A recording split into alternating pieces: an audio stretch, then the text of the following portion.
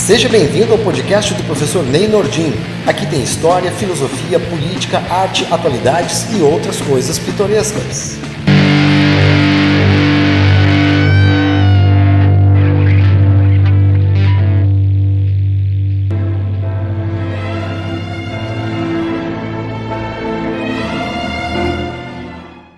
Saudações, eu sou o professor Ney Nordin e esse é o episódio número 9 do meu podcast. Hoje a gente vai falar de um assunto que muita gente aprecia. É muito difícil encontrar quem não conheça o personagem Conde Drácula. E eu escolho esse tema porque remonta boas lembranças da minha infância, quando eu era aficionado por filmes de terror, o que eu ainda gosto muito. Eu tenho até hoje um acervo de filmes de terror das décadas de 60 e 70, com destaque para os filmes de vampiros, aqueles protagonizados pelos atores Peter Cushing e Christopher Lee, nos papéis de Dr. Van Helsing e Conde Drácula. Drácula é talvez o maior personagem da cultura pop de terror. Os temas vampirescos sempre tiveram espaço garantido no gosto dos leitores e cinéfilos, seja nas tramas mais sofisticadas ou em romances para o público adolescente, tipo a saga Crepúsculo. A temática alimentou todo tipo de temores e fascínios nas pessoas. Ao longo dos tempos, os vampiros foram admirados e temidos, e houve mesmo pessoas que acreditaram que eram vampiros e tentaram se alimentar de sangue. Parece estranho? Só para citar um exemplo, no ano de 2011, uma jovem chamada Stephanie Pistey foi acusada de seduzir e assassinar um adolescente de 16 anos na Flórida, Estados Unidos. Ela declarou à polícia que praticou o crime porque, desde os 11 anos, era parte vampira e parte lobisomem. Ela integrava uma seita de cultura vampiresca. No mesmo ano, um jovem chamado Lyle Bensley invadiu o apartamento de uma mulher no Texas e tentou morder o seu pescoço para lhe sugar o sangue. Imagina a cena e o susto que essa mulher tomou. Ele alegou ser um vampiro de mais de 500 anos de idade. E se tu quiser pesquisar, existe ainda outros casos por aí. A mitologia do vampirismo existe desde a Idade Média e trata de seres demoníacos, fantasmas ou cadáveres humanos que retornam da tumba para prejudicar os vivos. Em alguns países dos Balcãs, ainda hoje são encontrados túmulos de pessoas que tiveram seus corações perfurados por barras de ferros ou facas, uma clara indicação de que se temia que essas pessoas retornassem da morte. A Bulgária e a Sérvia estão entre esses locais em que já foram encontradas mais de 100 tumbas com essas características. E o interessante é que essa prática não foi corrente apenas na Idade Média. Ela persistiu até o início do século XX. Principalmente nessa região dos Balcãs, onde as lendas vampirescas são muito fortes. Um elemento fundamental nessas lendas é o sangue. O sangue é um elemento profundamente simbólico em diversas crenças. Só para lembrar o rito da missa católica, em que associamos o vinho da Eucaristia com o sangue que Cristo derramou em benefício da humanidade. Fora o fato de que por muito tempo o sangue foi considerado pela medicina como elemento dotado de fortes propriedades curativas. O Papa Inocêncio VIII chegou a tomar sangue ainda morno de 3 jovens como remédio revitalizador do vigor da juventude. Já pensou? O líquido sanguíneo possuía toda uma aura mística, porque era considerado como um líquido que ficava entre os limites do mundo físico e o mundo espiritual. Uma pessoa até consegue se alimentar de sangue, já que o líquido possui sim muitos nutrientes, mas pode ser bem desagradável e causar fortes náuseas pelo fato de que tem uma altíssima taxa de ferro. O fato é que desde o medievo existe todo um imaginário no leste europeu de que recém-nascidos, portadores de alguns sinais e anomalias, deveriam ser sacrificados por estarem destinados à maldição do vampirismo. Deformidades eram consideradas como um presságio, e muitas crianças foram mortas ao nascer ou tiveram de conviver com estigma maligno. De lá para cá, o mito do vampirismo começou lentamente a adentrar no mundo moderno e no entretenimento da cultura de massas. Virou um gênero literário que já reunia todo um nicho de fãs, mas foi no final do século XIX que iria surgir aquele personagem que é o seu representante mais ilustre, conhecido como o maior de todos os vampiros, o Conde Drácula. Seu criador, o romancista Abraham Stoker, ou Bram Stoker, nasceu em 1847 e morreu em 1912. Bram Stoker foi um irlandês que se mudou para Londres, onde trabalhou numa companhia teatral por 27 anos. Ali, ele desempenhou várias funções e viajou por vários países. Curiosamente, ele nunca esteve na Romênia, que é a terra natal do seu personagem. Ele desenvolveu uma amizade muito próxima com o ator Harry Irving, que era um dos proprietários da companhia de teatro em que ele trabalhava. E olha só, dizem os estudiosos que a personalidade desse Irving é que teria dado a Stoker os elementos e a inspiração para compor o seu personagem Drácula. Stoker pesquisou durante muitos anos o folclore do leste europeu e as lendas sobre vampiros. Apesar de ser um entusiasta do progresso e da ciência, ele se interessava bastante pelo ocultismo e até era adepto de uma doutrina conhecida como mesmerismo. Tu já ouviu falar sobre isso? Esses caras acreditavam que todas as criaturas possuíam uma força, uma espécie de magnetismo animal, que se fosse canalizada, poderia até curar doenças. Foi um longo caminho de pesquisa e experimentação, até que em 1897 foi publicado seu quinto livro e a sua maior obra literária, o romance Drácula. O livro até foi elogiado pela crítica, mas não teve sucesso imediato, nem boa recepção entre o público. Um jornal chegou a publicar uma crítica considerando que o livro era violento e grotesco demais. Não era a primeira vez que se publicavam histórias sobre vampiros. Um cara chamado Sheridan Le Fanu é considerado como um dos primeiros escritores de histórias de terror. Ele publicou em 1872 o livro Carmilha, que narrava as histórias de uma vampira. Esse tal de Fanu foi uma das influências para o nosso Drácula. Somente com a adaptação cinematográfica é que o livro viria a consolidar o seu sucesso já no século XX. Aí sim, a obra veio a ganhar projeção.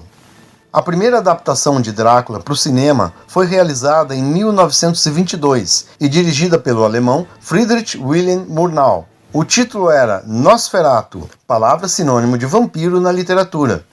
O filme rendeu muitos elogios ao diretor e também rendeu um bom processo por direitos autorais, uma vez que a família de Bram Stoker não havia autorizado nenhuma adaptação. A película chegou a ser recolhida por ordem judicial. A partir de então, o mito do vampirismo, encarnado por seu representante mais ilustre e poderoso, começaria a se tornar um dos maiores personagens do cinema do século XX. Dezenas de filmes contaram versões da história do vampiro da Romênia. E tantas foram essas versões que o Drácula do cinema ficou distante da versão original da obra de Bram Stoker, o que não diminuiu em nada sua popularidade. Eu falei lá no início dos filmes de Drácula interpretados pelo ator Christopher Lee, versões clássicas e inesquecíveis. A gente não pode esquecer que o personagem de Bram Stoker foi inspirado numa figura real, um personagem histórico que, ironicamente, foi um defensor do cristianismo. Vlad Dracul Tepes III nasceu em 1431, na região da Transilvânia, na Romênia, onde sua memória é celebrada por lutar como um defensor do cristianismo, contra o domínio otomano e pela independência nacional. A palavra Drácula vem de Dracul, que em romênio pode significar dragão ou diabo, e faz referência à Ordem do Dragão, uma ordem militar que foi criada em 1408 pelo rei da Hungria. O objetivo era proteger a família real e lutar contra os seus inimigos, no caso, os turcos otomanos. Vlad Tepes, assim como seu pai, eram da Ordem de Dracul. Ele também afirmou sua fama por ser bastante cruel com seus prisioneiros e com qualquer um que lhe causasse desagrado. Conhecido como Vlad, o Empalador, ele ordenava que as pessoas fossem empaladas e expostas numa colina próxima de seu castelo, de modo que fosse vista por todos que ali passassem, como forma de intimidação. Não sei muito, mas eu acho que essa tática devia funcionar. Para quem não sabe, o empalamento é uma tortura muito cruel praticada em vários momentos da história. A vítima tinha uma estaca ou uma lança atravessada no seu corpo, geralmente introduzida pelo ânus, e ali era deixada agonizando até morrer. Vlad Tepes praticava ainda toda uma série de torturas e crueldades. Não faltou quem dissesse que ele bebia o sangue de seus inimigos. Verdade ou não, essas histórias passaram a integrar o seu currículo de crueldades e só fizeram crescer a sua fama. A sua família enfrentou a dominação otomana e disputou o trono da Valáquia, da qual ele veio a se tornar regente. A Valáquia fazia parte do reinado da Hungria, onde o rei exigia que seu pai, Vlad II, pagasse pesados tributos aos turcos otomanos, como política de apaziguamento. No ano de 1443, Vlad II começou a se revoltar contra esses tributos, o que fez o rei da Hungria exigir satisfações, e não foi de uma forma gentil. Os Dracul tiveram que fugir, mas logo voltariam a lutar ao lado do rei húngaro, Vladislau I, contra os turcos na Cruzada de Varna. Por isso, foi possível que eles retornassem à Valáquia. Em 1447, Vlad II foi assassinado. No ano seguinte, Vlad Tepes III assumiria o trono. Ele era agora o Voivoda da Valáquia. Voivoda era o título que se dava ao governante.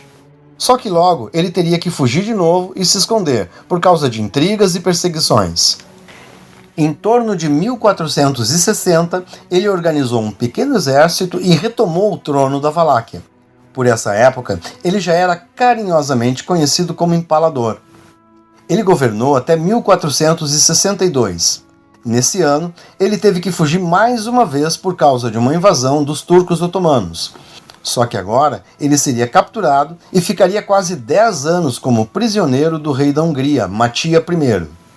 Durante esse período de cativeiro, ele ainda teve habilidade para conquistar aliados na corte e conseguir uma nova aliança para de novo combater os otomanos em nome do rei da Hungria. E assim, em 1476, ele retornou à Valáquia, liderando um grande exército e libertou o reino da ameaça turca. Esse foi o maior dos seus feitos, e é por isso que até hoje ele é celebrado como libertador e herói nacional. Na verdade, Vlad dividiu o comando com o príncipe István Báthory. Nesse exército haviam transilvanianos, burgueses, valaquianos e moldávios. Depois de ele ser empossado no trono, parte desse contingente militar seguiu para Transilvânia e Vlad ficou desguarnecido contra a inevitável revanche turca que estava para vir. E veio. Drácula foi morto em batalha em 14 de dezembro de 1476. Ainda pairam muitas dúvidas sobre como ele realmente morreu. Existe a versão de que sua morte foi obra daqueles burgueses valaquianos que estavam insatisfeitos. Outra versão dá conta de que foi morto em traição pela sua própria guarda. Seja como for, ele foi decapitado pelos turcos e sua cabeça exposta em Constantinopla como troféu. Até hoje, não se sabe ao certo onde ele estaria sepultado, e esse mistério fez aumentar ainda mais a mitologia em torno de Vlad Dracula. E nada melhor que uma aura de mistério para construir um mito. A partir daí, ficção e realidade se separam, e o Drácula da ficção foi se consolidando no imaginário das pessoas, e segue ainda hoje mais forte do que nunca. Claro que o cinema teve um papel fundamental nesse processo, e inúmeros filmes sobre o tema foram produzidos durante o século XX. Além do Nosferatu, de 1922, que é considerado como o primeiro filme de Drácula, outras duas produções são dignas de nota.